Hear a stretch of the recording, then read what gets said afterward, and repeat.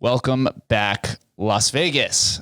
Man, I'm excited for this conversation. I'm sitting here with Blake Wynn. He is the founder and CEO of Enclave and Key, which is an influencer marketing, PR, and experimental marketing agency. He is also the global brand ambassador for, wait for this, the LA Chargers. Oh, yeah. This dude is out here killing it. He's also the host of Real Answers Pod, which will be dropped within a few weeks. So I'm excited to hear about that in the world of influencer marketing. And Blake Wynn, who's also a shoe mogul of some sort, we should say. Back in the day, I did do a lot of sneaker YouTube. Yeah. Sneaker, dude. The sneaker industry is very similar to the trading card industry and the sports card flippers, and it has a lot of like clout that surrounds it. Is that what attracted you to it? I think I didn't. So in 2016, it wasn't quite like that. The clout kind of started in 2017. Granted, like, yes, everyone always loved Jordan since 1985 and, LeBron since 2003 or whatever it may be. But there was no such thing as a sneaker YouTuber. I didn't start it to be a sneaker YouTuber. I did it because I was reselling sneakers. I've been doing that for about 5 years. And I wanted to market that business. It kind of had plateaued. I want to take the next step. I reached out to some channels that I just would watch as a sneaker fan, and they wanted thousands of dollars to promote it. And I'm like, I'm just going to do this myself. So my early videos I would be showing, and I was only 16 at the time. I was really young, but I had my inventory at a given time was probably worth between 80 and 120,000. So I had a ridiculous amount of sneakers. I was still living at home at the time, but they weren't mine. I wasn't wearing them. There was just inventory, but I would show them on YouTube and I'd be like, hey, this is a size 12. It's $850. My PayPal is dale@dalewyn.com because it was my mom's PayPal because I wasn't 18 years old. And I would try to get transactions done. But then I did a collection video. It got over 1 million views and I very quickly grew. So 45 days after starting my YouTube, I had 10,000 subscribers. And that was kind of when it snowballed for me. And I even realized this whole concept of being an influencer or anything like that. I was just trying to market my business.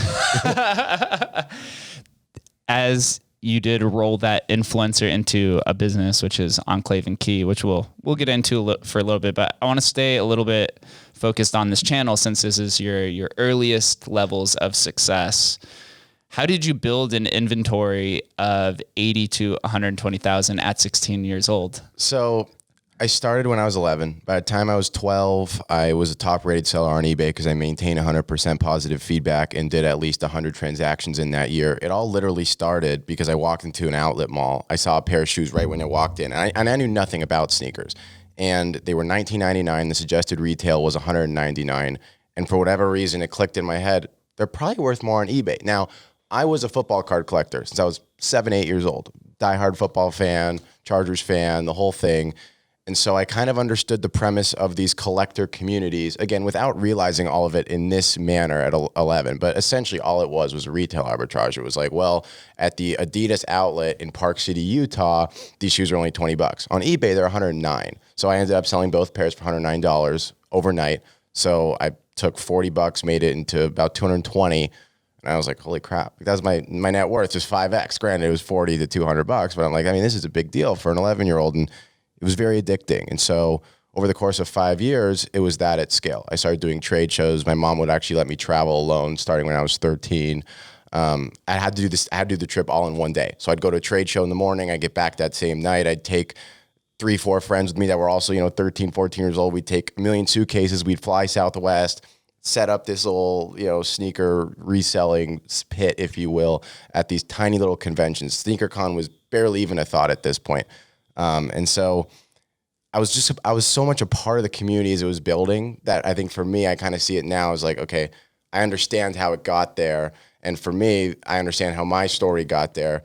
But even where it's at now, I saw yesterday, StockX just got valued at $3.8 billion. It's like, that to me is like, holy crap. Well, first, to have a realization at such a young age that you can engage in arbitrage and make a profit is something that's very unique because I could tell you at 11 years old, that's definitely not what I was thinking. I was out in the streets playing football and not trying to be an entrepreneur of any sort. But you also did mention that you realized that the community component to what you were engaging with, because this is kind of where society's progressing now, is that if you find yourself within a community, you can make a lot of money or you could build a lot of clout and prestige depending on how involved the community is and how well that they support each other. And if there's any sort of rabid community base I've ever seen, it's definitely the sneakerheads. Yeah. And so I could see why they rally around you to become kind of one of those vocal leaders within it to kind of lead the charge into the mainstream. I think I had a much smaller scale of what Charli D'Amelio is having right now. And the only reason, and obviously I'm not comparing the two of us, the reason I say it is I think why Charli initially popped as much as she did on TikTok is because it was so relatable. It was like, here's a 16-year-old who's not just this, and I'm not being rude about it, but not just like this, ridiculous supermodel, and it's not this, wildly talented gamer. It's just like a regular person, but they're putting out consistent content and they're trying hard and they're a part of the community. Like, she represents the average TikTok viewer in a lot of ways, right? And so many people rallied around that.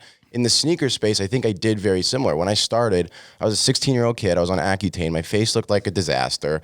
I'm making a video every single day talking about sneakers. And if there's one thing that you could take from those videos, it was that I definitely had a passion for it. And so a lot of 13 to 16-year-old kids at that initial time rallied around that because they just saw a lot of themselves probably in me. And I think what I did was very relatable. It was like I would talk about in my videos how like I was in the middle of school and I was studying for an SAT and I'm getting ready to apply for college. And, at one point in time, I had a girlfriend who I put in videos, and it was very, very relatable as a sophomore in high school. Now, the larger it grew, the less relatable it probably became as I started doing sneaker shopping videos with celebrities and started traveling on tour and doing all those kinds of things. But then it was entertainment. It went from being kind of similar to Charli, right? It went from being like just this, wow, you're unbelievably relatable to, well, now it's entertaining because you've gotten to a certain point and you have, whether it be certain money coming in, certain brands behind you, certain friends that you made through this, and it changes the whole game. So it happens very naturally. But I think the one thing that I always tell people in the sneaker community is I've been in every role that exists in the sneaker community. I've worked with the brands. I've been the brand. I had a Shopify store, Shop Just Win, that was in the top 1% in the entire space the year that I had that open. I was an influencer. I was a collector. I was a reseller. I was a vendor at the events. Like, I've been in every role. So I understand the thought processes behind being each person. And so it's a space that I think largely launched my career for sure. Was there a specific moment or maybe sale during your journey within the shoe space that you realized what's actually going on within the social media world, where you reached this certain level of success and you realize that it's no more just about creating content? There's some power and some prestige and some responsibility that comes with that. I think, well, for me, I definitely always understood the value of having an audience. Like, to me, I always thought it was actually something I struggled with, to be honest with you, because I looked at it. Yes, I love having this audience. Yes, I understand the content that they want to see. But for this many people to be devoting this much of their day to my content, and granted, I'm not saying I should have made motivational content. I'm actually a very big non-believer in motivational content, but I'm not motivating them. I'm not teaching them a really valuable life skill. I'm just entertainment, but right? Like, why couldn't they get better entertainment on Netflix? So a lot of it didn't make sense to me. And that was very challenging for me because as an entrepreneur, when you have a product or service, you want to know why it works. I knew why it worked when it was at 5, 10, 15, 20,000, but when it was 200,000 and people would wait 24 hours to meet me, I truly did not understand why they were doing that. And so it made it challenging for me at times to operate properly. That being said, I think I realized the magnitude of what sneakers could become for me when I realized the people who would reach out to me because they knew I was doing sneakers, like huge NFL players, musicians, all these kinds of things. Granted, this was before GOAT and StockX were $4 billion companies. They were startups, they existed, but people knew about them if you were into sneakers, but they were still niche specific. And so I ended up having a pair of shoes that I had paid $6,000 for, and I was reached out to by a guy named D'Angelo Williams, who's an NFL running back. Yeah, so I grew up diehard football fan, loved D'Angelo. I was doing a meet and greet in Memphis. He was like, let me take you out for dinner. We'll get together, blah, blah, blah. We go to this dinner. I'm like, I can't believe this guy wants to have dinner with me. This is so exciting. It was the first football player I ever really got to sit down, talk to, and it's D'Angelo Williams. If you're a football fan, you know, I mean, that's not a nobody in that space. And we had a fantastic dinner. During the dinner, NFL Network called him and he had an interview with Terrell Owens also on the call. So we're sitting at dinner eating ribs. While he's eating ribs, he's muting his phone doing this NFL Network interview. It's one of the most surreal experiences. And then at the end of dinner, he goes, so you have Air Mags in a 12. No one else that I've ever found has those. I know that you have them based on your YouTube. What do you want for them? I'll give you whatever. And I'm like, I can't sell those. Like I used to wear them to every event. It was part of the spectacle. It was like, where else are you going to see these sneakers? Like there's only a couple hundred pairs of them. He ended up making me an offer. I was like, yeah, I'm gonna sell them. Like I bought them brand new for $6,000. I wore them for like 2 years, and then he bought them for $10,000. And he said I could tell this story as many times as I want, which is why I always bring it up. If there's a natural segue, it's one of my favorite stories. Exactly. Yeah, you're selling the story to him as well. Exactly. Because you're making a profit off of the sneakers, but now you have access to D'Angelo Williams whenever you want because you're always going to be that seller. So I think that's what's so lucrative, but also so interesting about not just flipping shoes, but flipping sports cards or anything like that. Is now that segue to that famous person always has open access to. And then that happening at scale, it really started to get my wheels turning of, okay, where can I take this? Like this is more exciting to me right now than continuing the YouTube and the sneakers and the stuff like that. Also, I was going to college. I was getting a little older. I didn't lose my passion for sneakers, but my life didn't revolve around them as they did when I was a junior in high school or freshman, or something like that. So things had changed a little bit, and that was kind of how what Enclave and Key is now, but what Wynn Sports kind of became. Yeah, I think it's really important to realize that whatever your segue is to becoming a high net worth individual or a high net worth individual in terms of social prestige, is that you use that initial segue as leverage to then build something out. I tell a lot of people right when I started the podcast, within a few weeks, I'm sure you probably got this too. Everyone's like, when are you going to monetize this? How are you going to monetize it?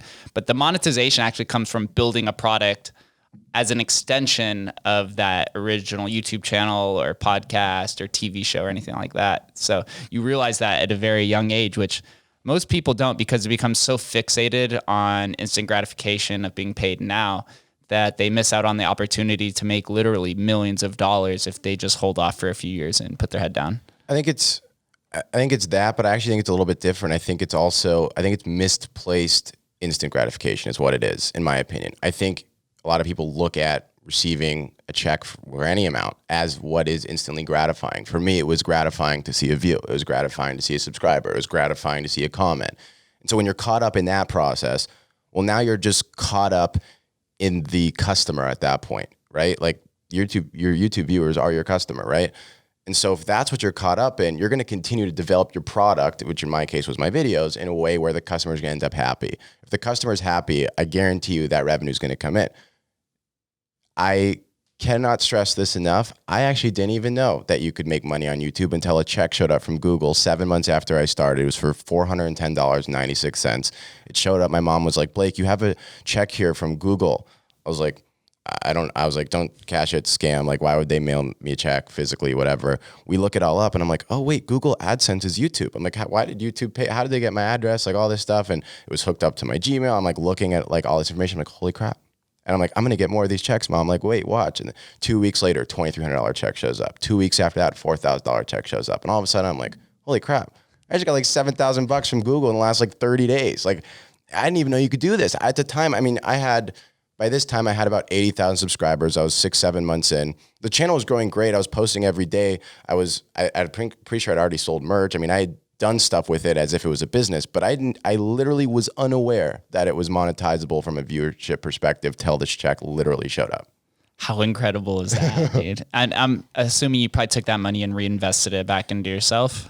Yeah. So the other side of my life that not a lot of people know is that I was raised by my single mom largely, and she was an options trader and still is to this day. And so I learned, now I wouldn't say that I'm an options trader, but I learned a lot about the stock market. She obviously knows a million times more than I do. But she's put me in a position where since I was 12, 13 years old, I had stocks. I knew how to buy them. And so whenever I made money, since my sneaker reselling days before YouTube even started, I was just buying stuff that I knew of, Apple, Amazon. And I mean, that's worked out for the stuff that I bought in 2015 and 16, but it's like, I understood those principles. And also, money never really motivated me. I was fortunate enough that I was, I came from a strong, financial situation, at least in the early part of my life. And by the time, literally I paid taxes for the first time when I was 12 years old. Like I've always kind of had it myself just based on what I was doing. But again, always as a byproduct of what I was really passionate about. So I've never even really been able to overly relate to I need money. I get it if like your life depends on it and like you have rent and you can't pay your bills if you don't make it. I do understand it, but I guess I've just been fortunate enough and never been in that position. So I've always been able to really zero in on the product that we're offering. Yeah, when your life is encompassed around money, then you kind of lose sight and track of what your goals are, because you're in that live or die mentality where you're like, I have to put money on the table now. I need to eat. But then even when you have money or you're comfortable, if you're still focused on money, then life's gonna just pass you by. I think it's a sad way to live, right? Like money does buy you freedom. You can make whatever decision you want. I think that's the one and only value that money has. Having a large bank account, having a cool stock portfolio, congratulations, but what are you going to do with that? And I think for me, that's the reason why I've always been able to be so self-aware of what I want to just literally do on a daily basis, because I know that if I had a huge number in my bank account and a miserable day to day, that I would be a miserable person. A lot of people think like, well, how would you be miserable if you had, 20 million in the bank? It's like, because you'd have to work 19 hours a day doing something you don't want to do. And so you never could even spend that money. Like when you're an entrepreneur, you are so busy that if you don't enjoy and bake your life into your work, there's no option to have work-life balance. Like I think that's a huge misconception that entrepreneurs give to people is work-life balance. Work-life balance looks like bringing your life into your work and making that balance. Like that's a work-life balance for an entrepreneur, in my opinion. I just had this exact experience and epiphany last weekend. I went down to Laguna Beach and I took my computer with me, and I had worked on the Strip the last 10 years, so I had to be physically present. But I made a large trade while I was at the beach, and I was like, wow, I am working while on vacation. Like this is what, like, it was just like this cool moment where I was like, wow, this is what it's like to live life on your own terms if you're an entrepreneur and you don't have to sit there and rent time out. But also having the belief in yourself that you could do something like that and not be remiss by what the traditional media wants to tell you. But that's because you like what you do. So for you, doing a trade, doing a deal, doing whatever it was when you're sitting on the beach, that's fun for you. If I was sitting on the beach trying to sell an air conditioning unit, I would probably be miserable. I don't want to sell air conditioning units no matter where in the world I am, right? Like if I'm on the phone with an NFL player when I'm on the beach, to me, that's really cool. If you're not into sports, that'd probably be a total waste of time and no different than for me, what is taking a call with like a customer service representative. It's like, it'd be miserable, right? So I think that's what being an entrepreneur is about, is doing something you love so much that if that is what you're fortunate enough to have your life begin to look like, you enjoy that process. And as an entrepreneur, you have to understand that your initial idea or your initial view of what your purpose is going to pivot so many times along the way. The joke that I use oftentimes is, I would have never imagined in kindergarten that I would have been an NFT trader. Like you can't even like, how does that even make sense? And so at such a young age, we're groomed to, be a part of the labor force and work 40 hours a week. But now being an entrepreneur and only working 20 hours a week or 30 hours a week, I almost feel guilty because I've been so groomed to work 40 hours a week. If I'm not using at least 40 hours into work and not for relaxation, things like that, I feel like I'm missing out on life, or kind of like that I'm cheating life. But that's the power of believing in yourself and finding out what your niche is, or what your purpose is, or what the right direction is that you should go.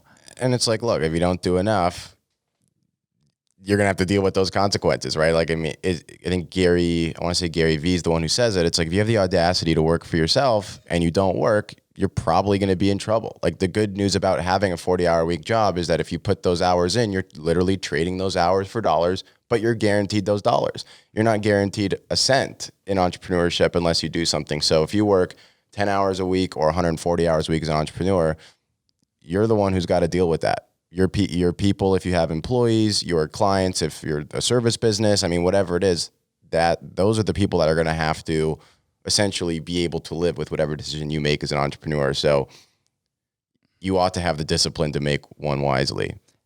Speaking of employees, Blake and I started messaging on Instagram a few weeks ago, and he invited me to his office. Little did I know, I walked in, there was like 20 people in this office. I did not know it was going to be such a big project, but that you had such a big staff. What is it like being somebody who's responsible for at least a dozen people? I think it's whatever you make of it. And what I mean by that is, I think for some people, the level of pressure that it would provide would be crippling. I think for some people, it would be their largest motivator.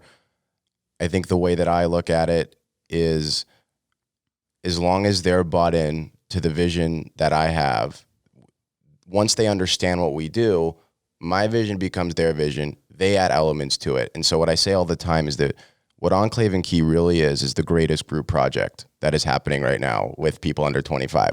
Our oldest in-office daily employee is 27 years old. That's by design. And we do work with multinational corporations. We do work with some of the biggest celebrities in the world.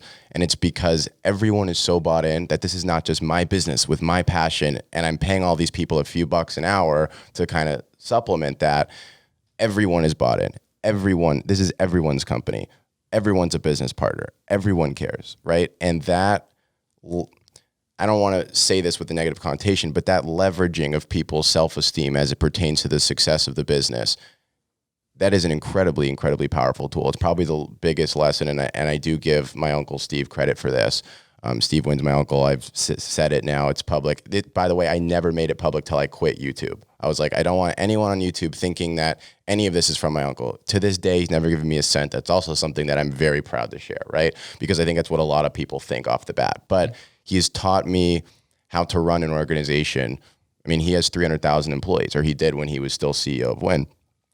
How do you keep all those people motivated? And he taught me so many tactical things that we employ at Enclave that makes us incredibly, incredibly strong in terms of our in-office culture, and then in turn, the product that we deliver to our clients. So are there any specific principles that you try to instill within the employees or within the overall company culture of Enclave and Key? Yeah, I mean, so I guess I'll give you a couple of examples. So we have an unlimited days off policy. You can't come, don't come. You don't want to come, don't come. Because when I walk in that office, everyone I see, I know that you chose to be there that day. That means a lot to me, and that should mean a lot to you.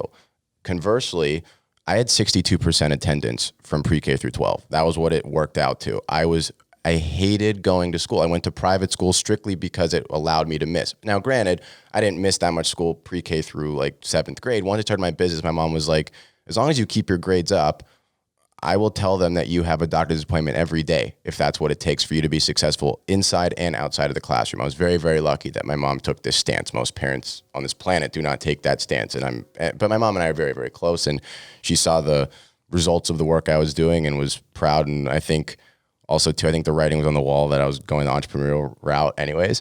But you know, there's no shortage of opportunity when it comes to what you can do if it's something that you actually care about. And so I'm okay allowing everyone to do whatever it is they want, right? The reason I bring up the school thing is because I'm like, look, if your grandparents are in town, you're 21 years old, so most of my staff's grandparents are still alive. If they're in town and they want to, you want to take your family out boating on a Wednesday, then don't show up. Go enjoy life. Like, I understand that, right? But there's no shortage of opportunity for you then to come back the next 4 days and kill it for us if you're in sales, or get all the work you need to get done if you're in operations, right? Whatever it is.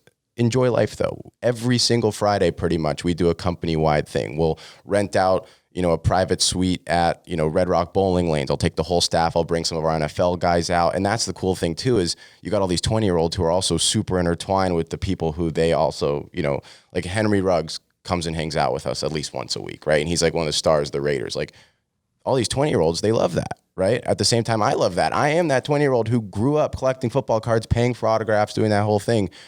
We've created a life that we all enjoy, and I think my job, more than anything, is to make sure that I bring my staff into that lifestyle. Because if they enjoy life as much as I enjoy life, and they can attribute that enjoyment to Enclave and Key, that is the ultimate recipe for our success.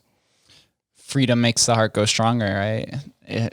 Even pertaining to relationships. If you have that jealous girlfriend or boyfriend who's always looking over your shoulder or always has to be with you, then it's only going to make you want to break free. But if you give your employees the opportunity to come in when they're feeling they're at their best, then they're going to come in and perform the best. And I'm assuming you probably don't have a designated hourly work limit of some sort. No. If they could come in, it's just like you just want them there at their peak mental state, and that they can perform to get whatever you need to have done. I will say we have operational hours. We're an 8 to 4, office space. But yeah, I mean, if you want to, we had someone who came to me and said, hey, you know what? Honestly, I hate waking up this early. Can I work 9 to 5? I was like, yeah, sure. I don't care. Hey, can I work remote for a week? Sure. Hey, can I do this? Can I do this? Yes, of course.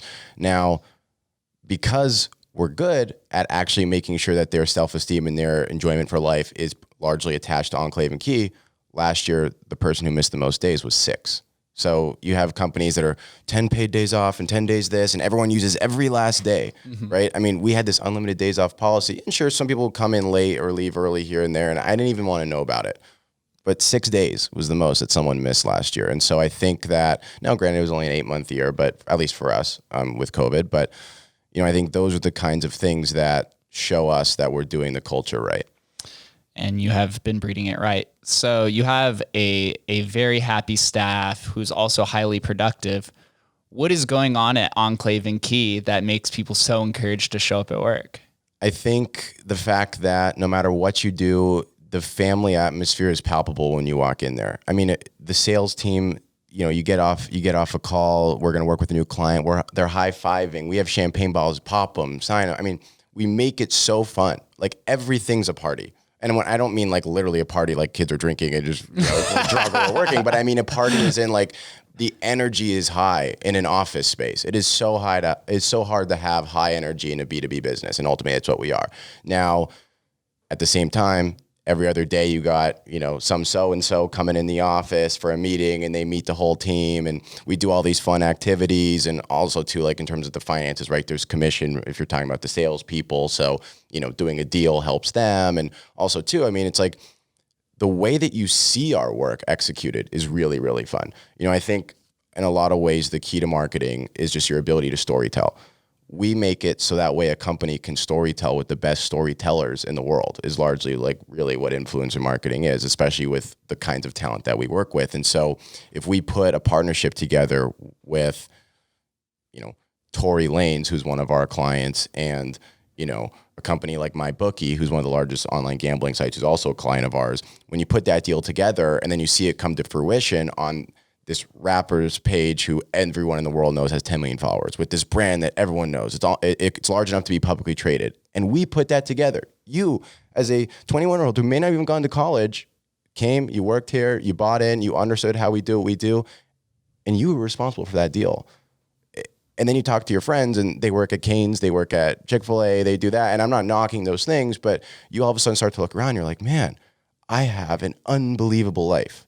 And a lot of it is because of Enclave and Key. I love what I do. It's hard to love what you do when you're 21, right? Like everyone, every entrepreneur, every motivator, most people, parents, schools, everyone included says, yeah, you're probably not going to enjoy the first 15 years of your work life. You're going to make your money. You're going to eat shit. You're either going to work your way up. You're going to make enough money. You start your own business. You're going to do whatever it is it takes to get to where you want to be. I'm putting you where you want to be at 21. And it's not, and really, I actually take that back. I'm not putting you there. You're putting yourself there because you understand what Enclave and Key is about and you're willing to buy into it. And look, we've had times where people didn't buy into it. And look, I don't have a single, bad feeling towards anyone who has once worked with us who no longer does or whatever it may be. But those situations are so few and far between that for us, it's like, look, you're either part of the family or you're not. And if you're not, that's totally fine. But we are really aggressive about bringing people in all the time. I have to say, when I walked into the office, the entire staff was very receptive and was open arms with just while I hung out and had conversations. To say very, very awesome and cool staff. Outside the staff, influencer marketing, the name kind of has a negative stigma attached to it. I know a lot of people are very turned off by the word influencer because it's very subjective. Why do you think there is a negative stigma attached to influencer marketing, and what is the mainstream missing about it? I think the mainstream influencer marketing is not follower marketing. And so what I mean by that is there's people that have 2.2 million followers. And if they come to us and say, what should we charge a brand? I would say, based on your actual engagement, based on, frankly, your actual influence as being an influencer, you're worth like $200 or $300. Like, a brand is going to have a really tough time seeing ROI on you because no one cares. Like, and obviously I'm not having this exact conversation with them, but I'm like, no, if you promote a product and all you do is, show off your butt if you're a model or talk about crypto trading, and next thing I know, you're promoting a food. I mean, granted, there's no brand alignment there. I mean, that's already a whiff, but hypothetically, right? It's like, yeah, there's no influence there. Versus if you have 400K, but you're a podcast host and everyone who follows you loves you. My favorite example to make with this is Elenium. Elenium has 652,000 followers on Instagram. I just went to his show at Allegiant Stadium. He had a 6-hour line for merch. He sold out the Raiders Stadium, 65,000 people in Las Vegas, Nevada, with 652K. And I have influencers with over 1 million who literally we charge brands $200 to work with them.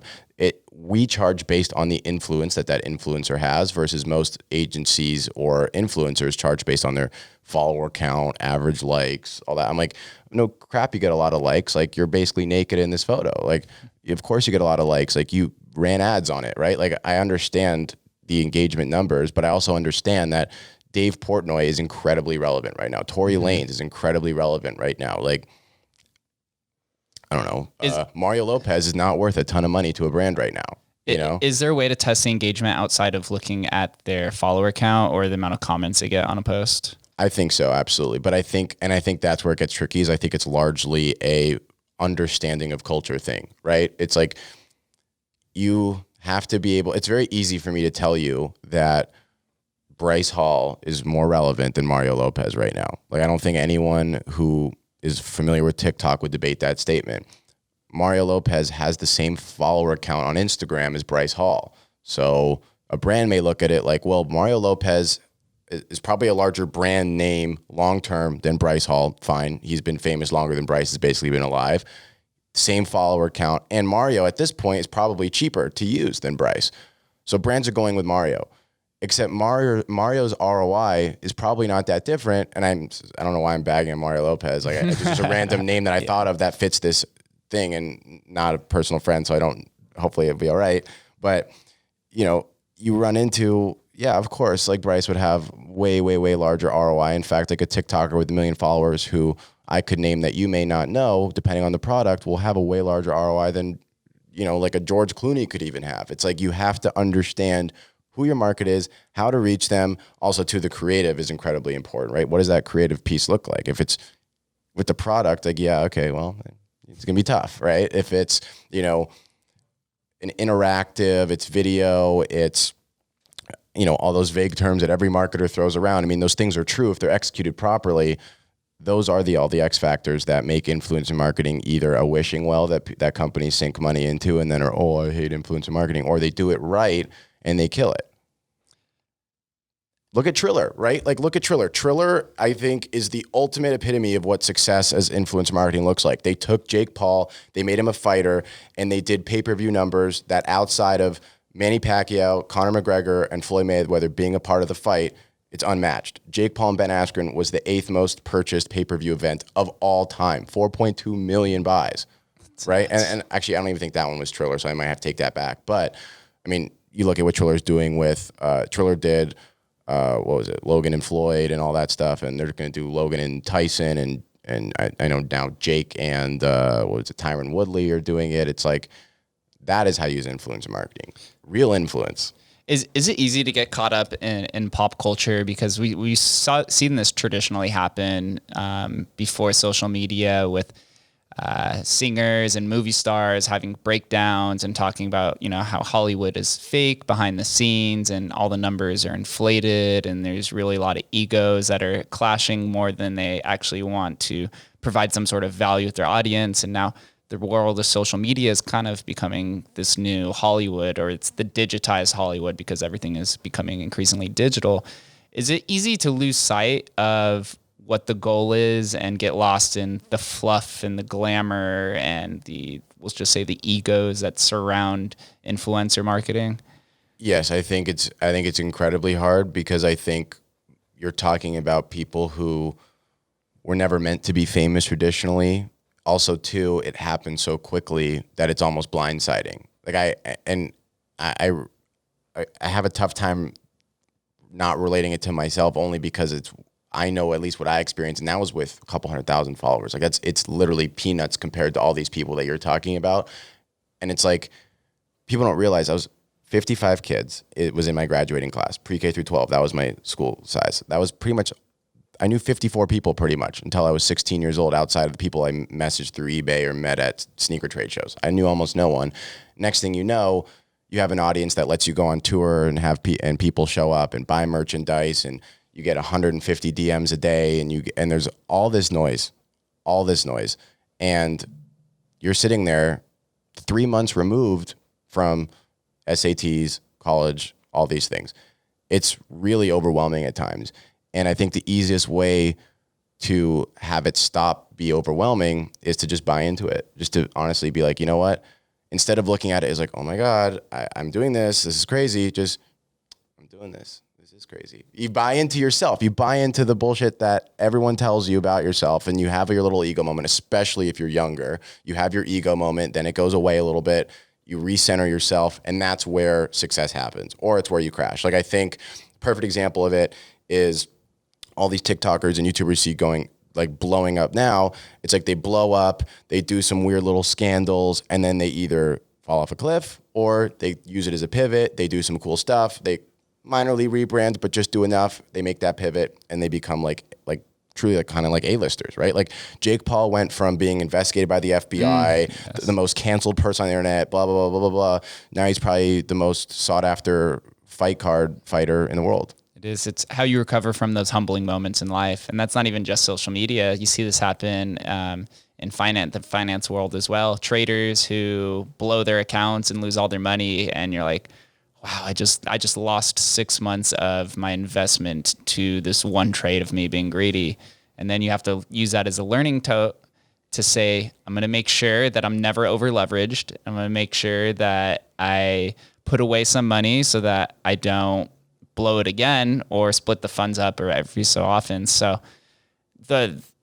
I like to say it's not how far you fall, but it's how high you bounce afterwards, which is very similar terminology or analogy to what you're speaking on, because this happens way too often in the world of Hollywood and clout, and just you need to have that sort of ego death, almost similar to like doing ayahuasca or something like that. No, seriously. I mean, you need a touch on your job as an influencer. It's no different than being an entertainer actor. Your job is to entertain others and get people bought into your hype, not to get yourself bought into your hype. And when it comes to the financial side of it, of what gets so taxing for influencers, it becomes hard when you end up receiving 20% of what you earn, because you got this manager taking something, you got this agency taking something, you got this huge rent bill for this house that is so beyond out of your means, you have no idea what you're spending. You want to go on, Rodeo Drive and blow 15 grand because you can. Then you go to a nightclub and you give Zach Bia a bunch of your money. It's like, it's cool. And I get it. You have to be in the scene to almost maintain it. You pay paparazzi to wait outside for you to show up and you tip them off. Like there's a whole game to this that people don't realize, right? But that game gets really, really expensive. The influencer's left with the bill, and everyone around them takes their cut before they got to pay that bill. So most influencers don't end up with very much money.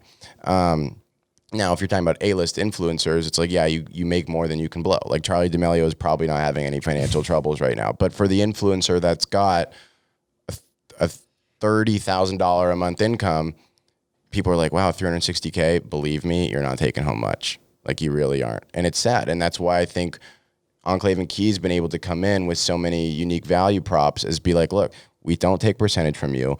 We represent these companies' budgets. Let us bring it to you. We're non-exclusive.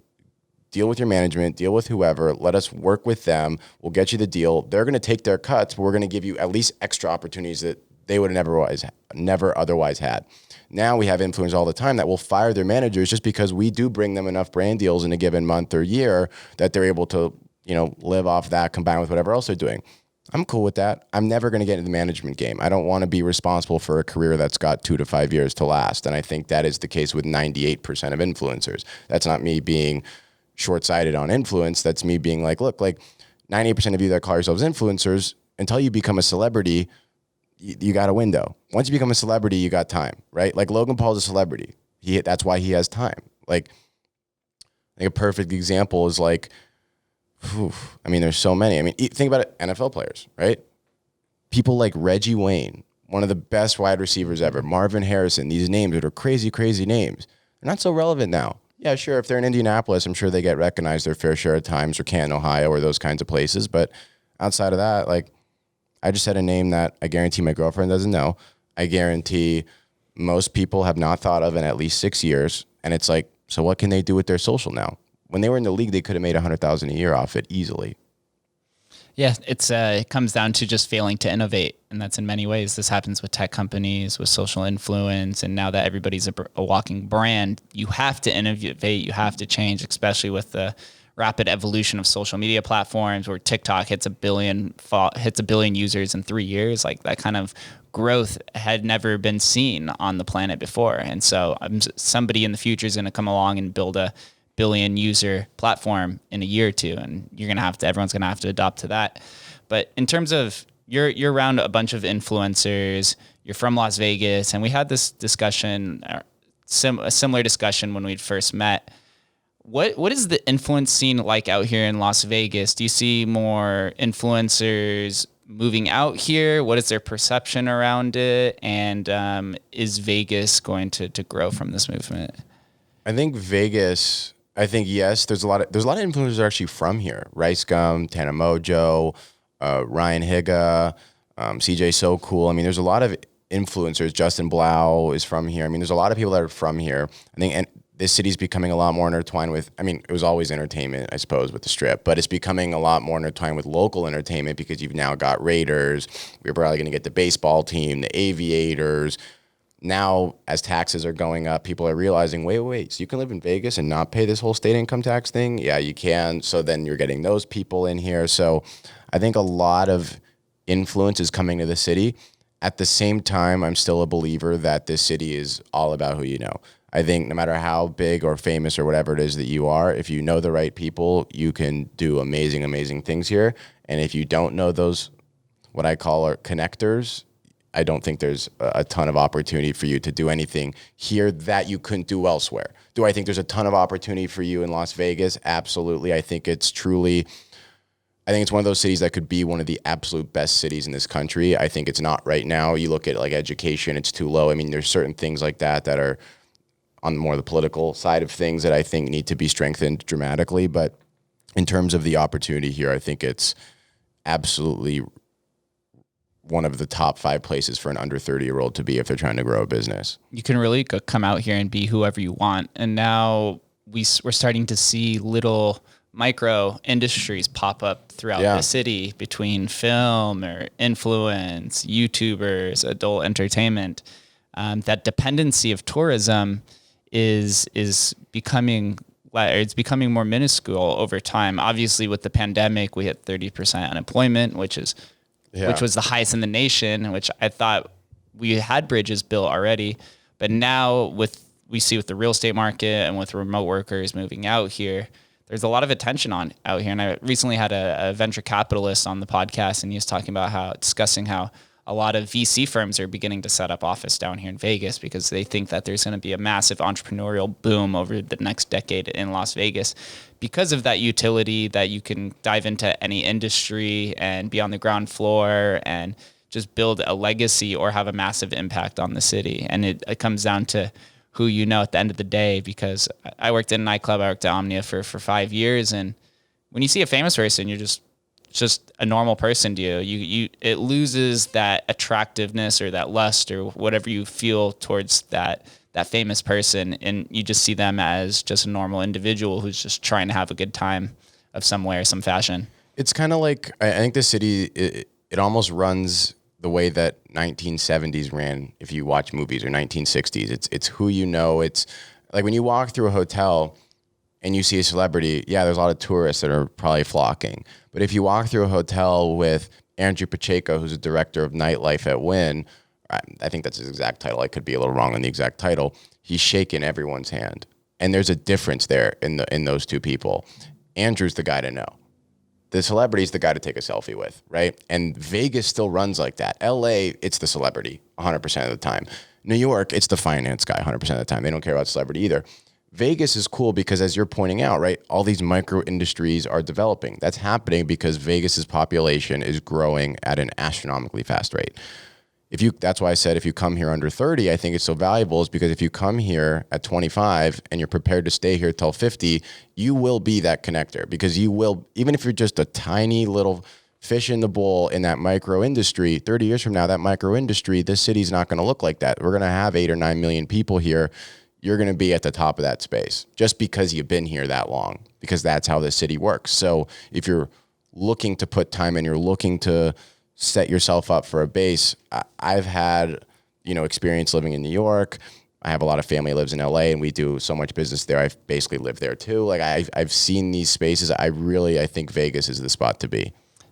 As they say in the finance world, the trend is your friend. Yeah. You don't want to short the trend. And this is, all signs are pointing towards Vegas just continuing this upheaval trend. I mean, we just saw a new multi-billion-dollar casino just open up.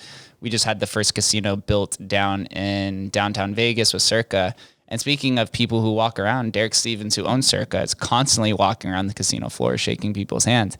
He understands that he needs to be up front and center in the front of social media and publicity, which traditionally, a lot before social media and the internet, a lot of business owners, CEOs tend to hide behind the image of their business.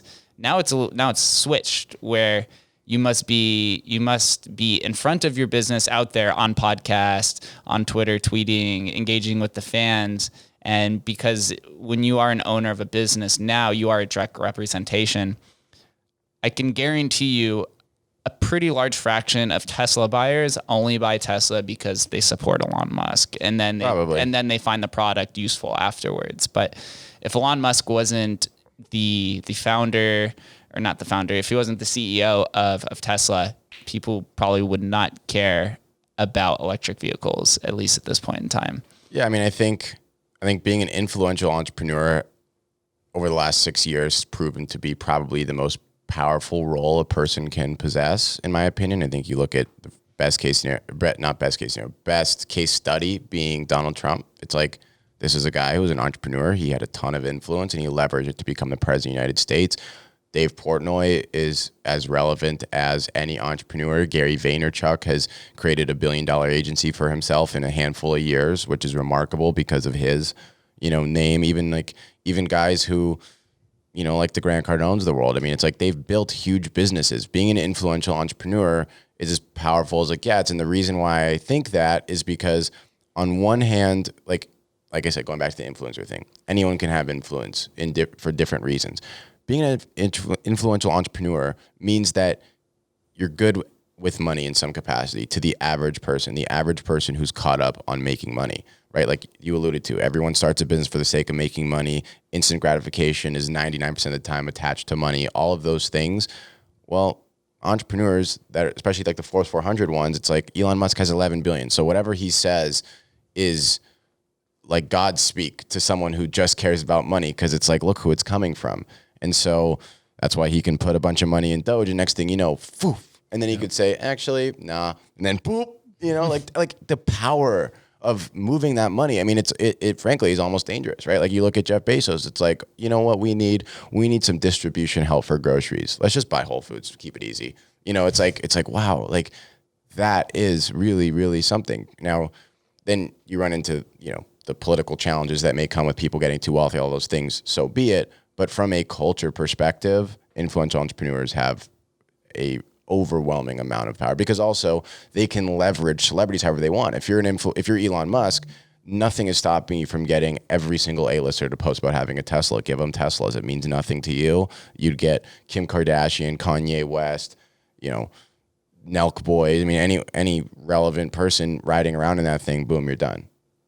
And so people have no idea how deep the say really goes. And then governments make policies highly directed at you, and you got to go testify in front of Senate and all those kinds of hearings they do all the time. At least once a year, Zuckerberg's in there like, no. you know, yeah. it's like, it's part of the game. It is when you have that kind of prestige. So the leaders of Vegas, at least now, but it seems like they're kind of on their way out, right? A bunch of the casino builders, your uncle is probably has one of the most prestigious titles of Vegas. He pretty much built Vegas, but now the Strip is pretty much fully formed. I mean, maybe we'll get a few more casinos, but we're not going to see the boom of like the last 30 years where you see casinos popping up left and right. What type of leaders do you think are going to be the next who do you think, or what type of next generation leaders do you think are going to be those that are in the forefront of the Las Vegas spotlight? Community builders, people who understand that there's a lot more to this city than just corporate leadership that is largely taken over the Strip. At the same time, someone who understands, and people who understand that those are relationships worth having. It's not worth trying to cripple them. It's worth working with them to help build out the community, because like I said, Wynn has 250,000 employees. Those people are community members. Venetian has, 100,000 employees, MGM, all these places that have all these employees, they got to hire what's here. So it might be in their interest to help when it comes to education. It might be in their interest to help when it comes to some of the other, challenges that this city has, because one thing that will stop this city from both growing and being as effective as it can be is our education being 47th out of 51, right? Because DC counts as its own. And so fixing some of those issues that exist, making sure that there's that fantastic equal opportunity saying, I wouldn't even go as far as to say that, because I think it's like a fallacy. It's an easy thing to get people to buy into, and they don't think about things all the way through. But I think Vegas is the place where you have as close to that as you will find in the United States right now, because of how much opportunity there is. Even if you aren't the most qualified person for something. I mean, I'm telling you, as an employer in this city, there are people who I wish I could hire, but I can't because there's too much opportunity. Whereas in most places, it's like, well, unemployment goes till October, so we can't hire, right? Like here, there's recruiting, but at the same time, you as an individual are maybe getting 5 bids. And if you were in San Francisco, you probably wouldn't even be able to apply for things there. But you're just as capable, but you don't have a certain random prerequisite, right? Like there's a lot less gatekeepers here right now. And I think ultimately knocking those gates down is what the government here needs to do. Because as long as you keep them down the way that they feel like they are now, this city and this state will have the ability to grow in the way that it should. And that's what's exactly happening. It's through simple conversations like this, a shining spotlight on some of the entrepreneurs in Vegas that are existing but maybe have trouble marketing themselves. Vegas does a very good job at externally marketing, right? It has probably one of the best name brands for any city across the world. But what it's done a really bad job of is internal marketing our very own to each other, finding out who are the movers and shakers, who's leading, the influencer marketing world, or who's leading the blockchain movement. These are the kind of things that we have to put into the spotlight, but through our own channels, because as we know, the traditional news, and this is not me knocking them, this is just how it is. It's a political system behind it, and also it takes weeks to months to get to advertise whatever you're marketing or promoting. But we could simply have this conversation in a day and have it up and posted and shared. So it comes down to our generation, right? Millennials, Generation Z, working together, not butting heads, although we do like to butt heads, right? We like to say who's the most depressed generation of them all, which is always up for debate. But we're the leaders of the future. That's what it comes down to. And sometimes it feels very lonely when you're carving out this path in this cave that's very dark and that nobody's been down it. And there's times where I feel like, I'm shouting into abyss on the podcast because maybe the downloads are down for the month and you don't even realize it. But when you look back on your journey from a year, right? When I look back from a year ago today, where I was only on episode like 40 something of the podcast and I didn't have nearly as many downloads. And I was like, dude, is this ever going to work out? Like, what is the point of this? But now I look back today and I'm like, dude, I'm having a blast. A lot of people are buying houses or encouraged and inspired to start a podcast or get into crypto or whatever it is.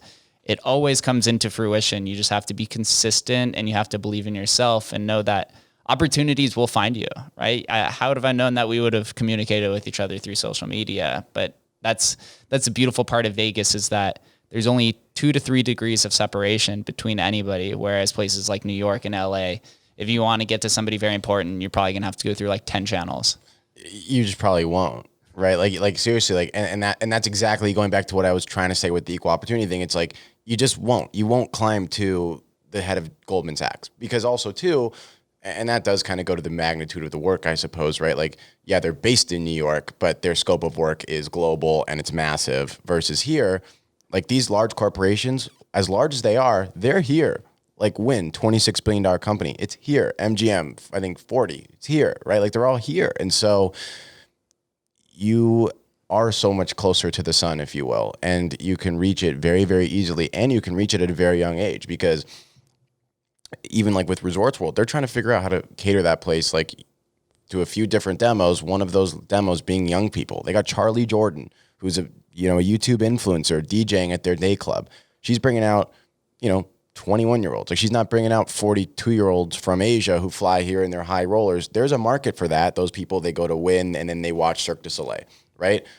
Resorts World's bringing in the younger people, and it may be a worthwhile strategy. Palms tried it with Chaos. That didn't overly work, but they brought in a lot of young people, right? Like, it's happening more and more and more and more and more. But at some point, it's going to reach an impasse, because I can tell you right now, I'm not sending my kids to the 48th best school district in the country. Like, I'm just not doing it. I may be fortunate enough to send them to private school, and so be it.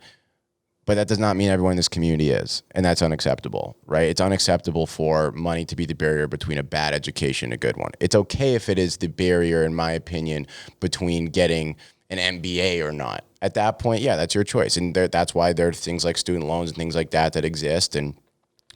But if you're a high schooler who just happens to have not been born to the wealthiest family in the city, there's absolutely no reason that you should not be able to get the kind of education that person did. For what? Right? Like, I don't think education should ever be withheld from anyone. And I also think what is being educated needs a little bit of a restructuring. I think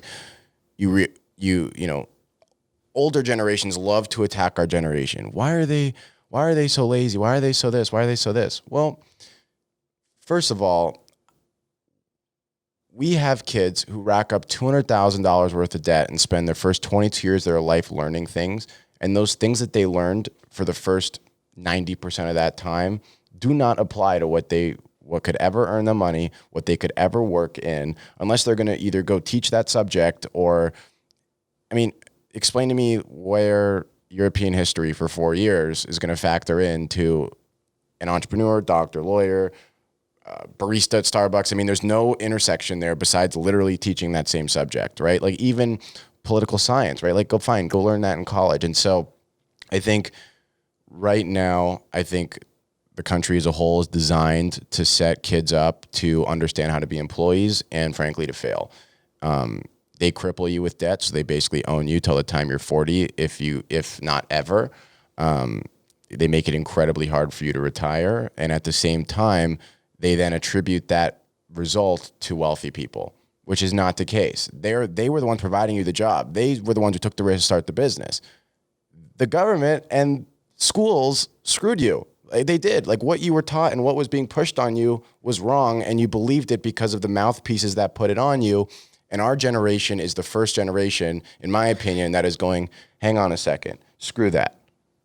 I don't need college to do this. I don't need a journalism degree to be a good podcast host. I need freaking equipment and the willingness to go do it, right? Like, I don't need a business management degree to start my own agency. I need to have relationships, and I need to work harder than everyone else, right? Like, those are the conversations that people under 25 are starting to have with themselves. Our parents never dreamed of having conversations like that. A few select people had those dreams, and those are the people that are on the Forbes 400 and the Tim Cooks of the world.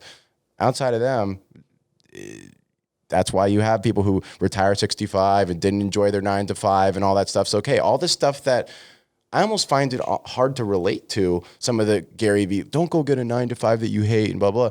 I think when he makes that content, he's not talking to people under 30. He's talking to his 48-year-old follower there. And he's like, yo, you see what these kids are doing?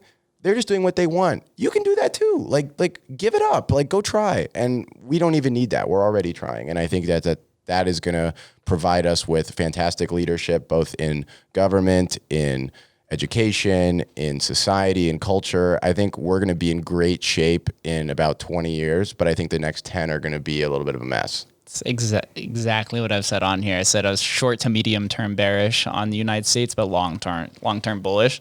Do you think now with the transition to this hybrid education model, which a lot of cities are adopting, and Vegas is currently in this as well, do you think it'll encourage those that are K through 12 in a hybrid model to pursue entrepreneurship now that they're at home a little bit more, they don't have to spend as much time commuting to school, and they're not around some of their colleagues that maybe they don't like or do like? I don't think they'll be as comfortable having an employee lifestyle, if that makes sense. Mm-hmm. What I mean by that is it's very easy to work a 9 to 5 when you spent the first 20 years of your life going to school 8 to 3. You're used to the regimented, I go here, I do this, I get assignments, I complete them, I repeat, and I don't like it, and that's okay.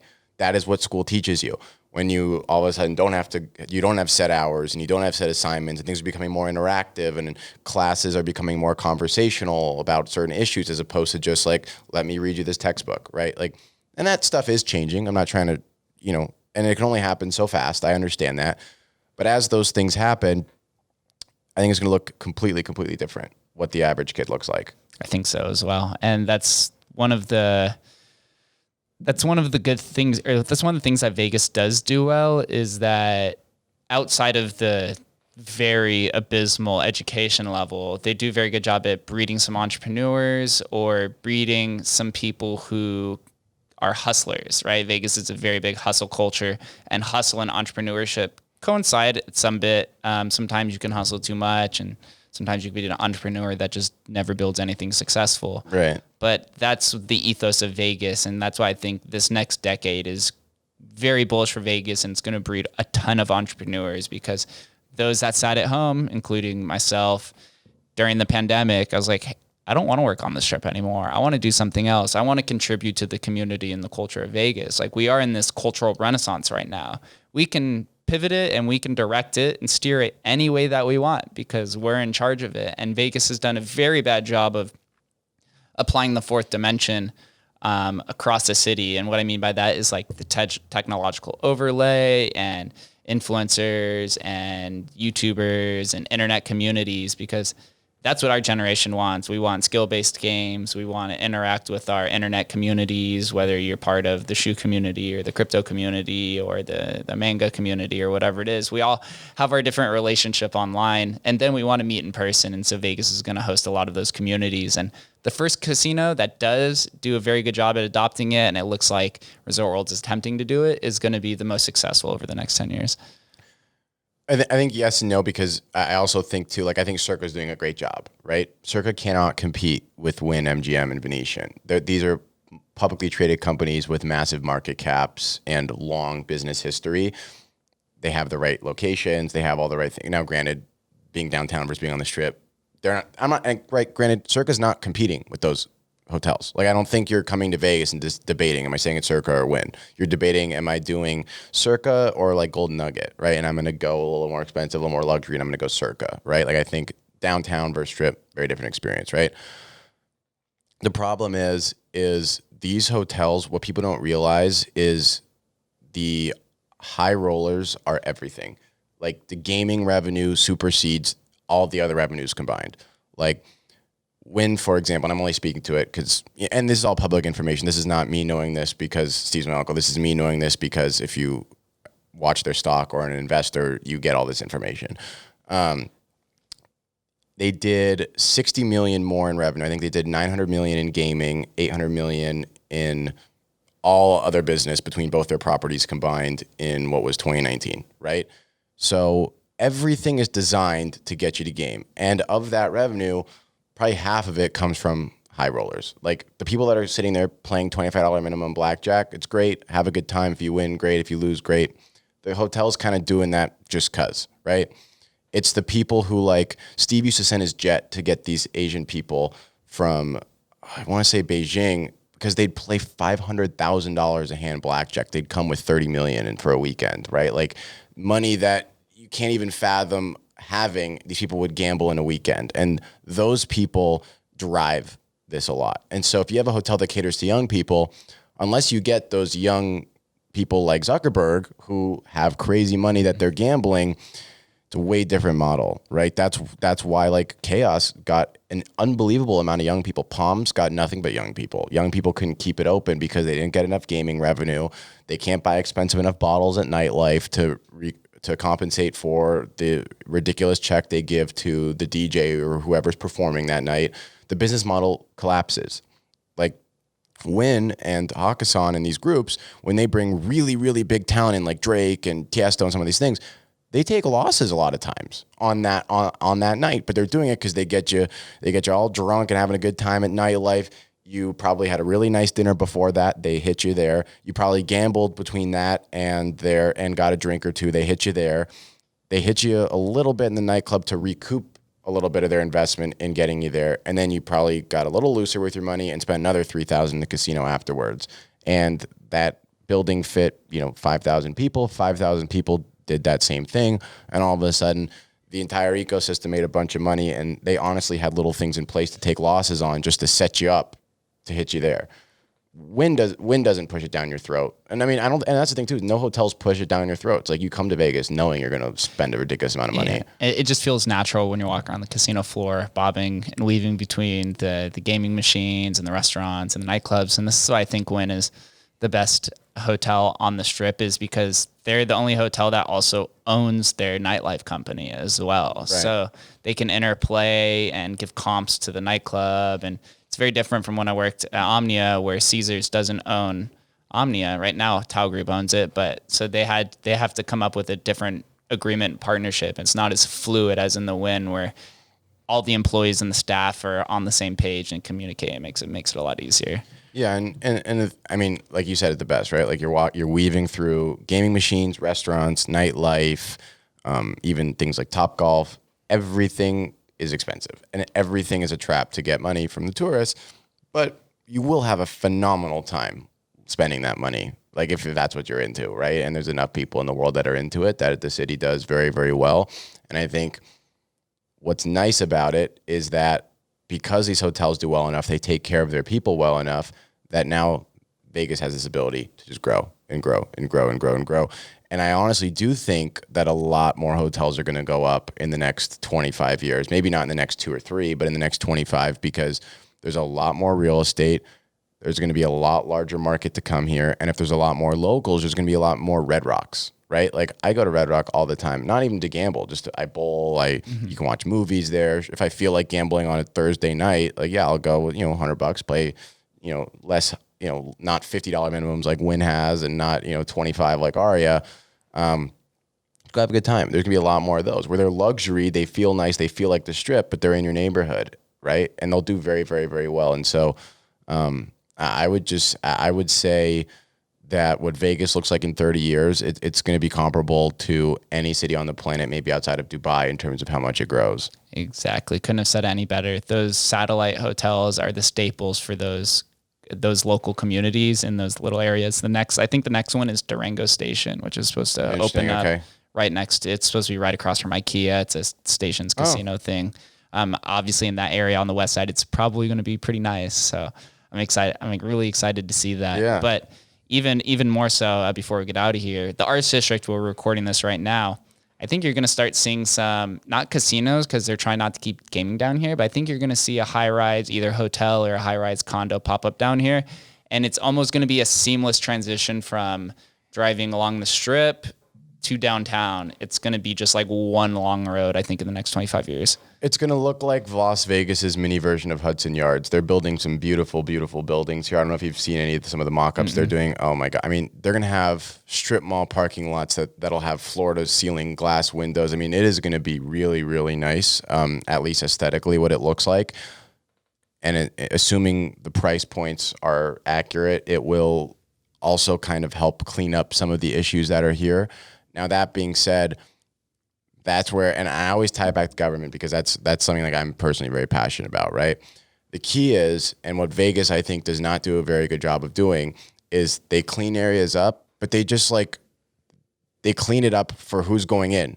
They don't help for what's going out.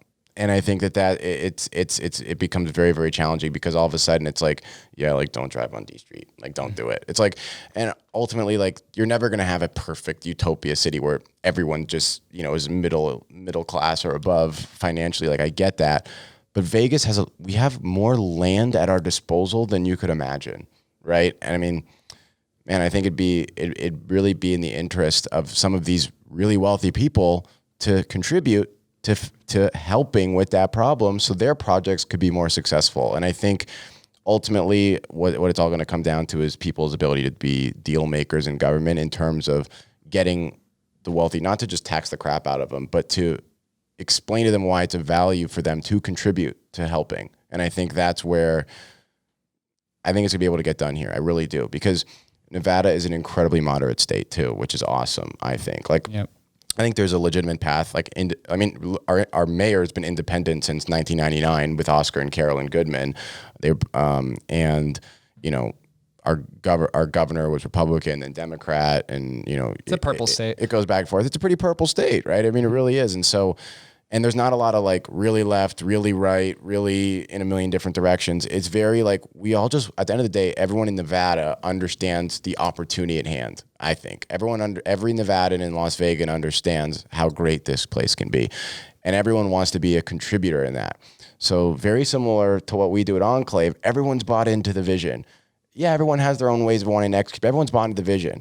So if we can corral those visions and apply some, frankly, what I would look at as practical thoughts to executing on those things, we can seriously create the best city in the country. There's no doubt in my mind we are definitely on that path with Blake at the helm. I think anything is possible. Before we get out of here, ask one common question to everybody. What does Las Vegas mean to you? It's where I was born and raised. To me, it's always been, frankly, comfort. I think is probably my word. And it's because I feel like you can come here, you can be yourself, you can do what you want, you can be as bold as you want, as introverted, extroverted. There's nothing you can't do here, and feel extremely comfortable doing it. To your point, there's always a community here for what you want to do, but what's nice about that community is it's small enough that you can frankly know everyone in it, or at least a large portion of everyone in it. So you're into crypto, you might have only lived here for a year, but I bet you've got 80 friends that are into the exact same things as you, and those relationships are growing. But even so, forget the growing part, you have that. So a place that you had no familiarity with 365 days ago, as of today, great friend group, motivated to do business. You're able to go have all the tourist fun, should you choose to, but should you not choose to, you can hunker down, you can build a business, you can have the technical benefits that come from living here, like the no state income tax, like the fact that it's a small community, so nothing's more than 2 degree separation away. There's so much value in every direction that you should feel comfortable being a part of it. And I think that word comfort doesn't exist if you live in San Francisco. I don't think it exists if you live in Dallas. I don't think it exists if you live in Miami, New York. I think it exists if you live in Las Vegas. I think in the weirdest way, the Sin City has the most comfort of any major city in this country. And that's as of today, I would say. And I think it's only going to get more so. Beautiful. Where do I send the listeners and viewers to follow Blake Wynn along this journey? At just_Wynn on Instagram. It's pretty much my main platform. It's just, I have the same handle on TikTok if I ever make some stupid videos on there, but that's about it. Blake Wynn on LinkedIn. Hey, I'm gonna have to follow you on TikTok. If not, I was not aware of that account. So there you go. Yeah, we'll have to get this up on the TikTok. It'd be great. I will definitely share it. Blake, thank you for doing this. I've been really excited to have this conversation since we first met. Absolutely. You truly are a thought leader. Like I'm dumbfounded by the intellect that you possess at such a young age, but also the camaraderie that you can instill in your community and the leadership that you provoke. So thank you for coming on here. I'm excited to stay connected and to do this again sometime in the future. Absolutely. And thank you for having me. I mean, this show is the epitome of what makes Las Vegas so great. So I really appreciate you having me on, and you're the exact person that I was, speaking to throughout that whole time. Like, as I'm looking at you and talking to you, I feel like I'm talking about you, I mean, you're like I said, the epitome of what is happening right now in the younger culture in Las Vegas, and it's fantastic. Thank you, brother. We're doing this together. We're taking Vegas and we're putting them on the main stage out here in the world. So thank you, Blaine, for coming on. Thank you guys for listening. We'll catch you next time.